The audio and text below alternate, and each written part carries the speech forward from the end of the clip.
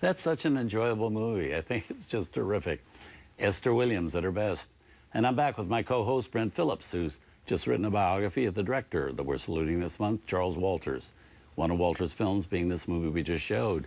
Now, this is such an entertaining movie, I think, and we have to put it in its time, though, that movies like this were being phased out. Yes. They weren't doing that. We have to say also, 53 was the year of Shane and From Here to Eternity and Stalag 17. Yes, and serious. that's the way movies were going, not this kind of escapist entertainment that had been such a core of the movie business from the 30s to the 40s to the early 50s. It was kind of probably an interesting time, I would think, back then, because while there was things like Stalag 17 and stuff, the fact that there was such diversity going into the movie theaters that there still was an easy to love for people to go to see. Yeah, if you could get people into movie theaters, though, because they were also watching Ed Sullivan at home. Yes. And the Martin and Lewis show at home, and I Love Lucy at home. Yes. All for free. Which, even though this film did well at the box office, I believe Variety called it a masterpiece of modern moisture. Modern moisture? Modern moisture, yes. Yeah. Yes, which is an apt title for this film. Yes, and I loved this movie when well, I didn't love it that much. I liked it when I saw it. But today, because you don't see a movie like this very often with Busby Berkeley choreography like the water ballet. Yes. That it just, I thought it was so much fun. Yeah. Now, what did Chuck Walters as a choreographer do on this film? Did he do any of the musical numbers? He did. Wherever there would be a musical number that was a song, like with Tony Martin, the song Did You Ever, or That's When a Rainy Day Was For. Those were all things that Chuck had staged. And Busby Berkeley, of course, gets the big credit as the choreographer for some of the giant aquatic ballets that they were doing.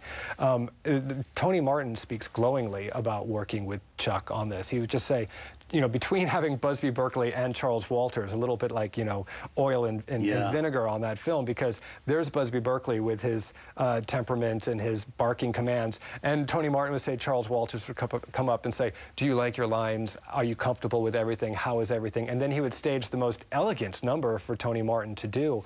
And so, you know, it was, again, this wonderful way of really being able to see the strengths of Charles Walters when he was working with these people. And also, if you talk about a long career with Esther Williams, what about Tony Martin? I mean, he was making musicals at Fox in the 30s. Yes. You know, a decade and a half later, he's still looking great. Singing still singing to the leading lady. Yeah. It's interesting because, you know, he doesn't get the girl at the end of this film. He gets a girl, though. He gets his wife. Yes. Yeah, Mrs. Tony We Martin. should point out that that was a big gag at the end of this movie. Absolutely. Is that it was Sid Charisse, who everybody at that time knew was Mrs. Tony Martin. I think as they walk arm in arm off the beach together, I'm sure that was a big delight for movie audiences in 1953. And talk about leaving with a smile on your face. I mean, that's just a wonderful... Chuck Walters loved putting those little tags, that little last bit of comedy in things. You see it often in his choreography and in his films. And here's another one of those great things to be. There's always room for one more smile in a Charles Walters film. And if you couldn't get Esther Williams in the movie,